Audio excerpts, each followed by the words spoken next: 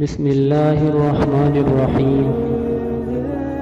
اللہ تعالیٰ کا ارشاد ہے، بھلائی کے کاموں میں سبقت کرو۔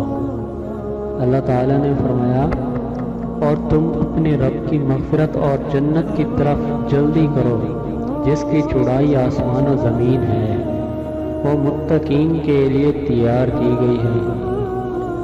تو دوسری حدیث یہ ہے کہ حضرت ابو ہریرہ رضی اللہ تعالیٰ عنہ سے روایت ہے کہ رسول صلی اللہ علیہ وسلم نے فرمایا، نیک اعمال میں جلدی کرو، ان قریب فتنے آنے والے ہیں جو اندھیری رات کے ٹکڑوں کی طرح ہوں گے۔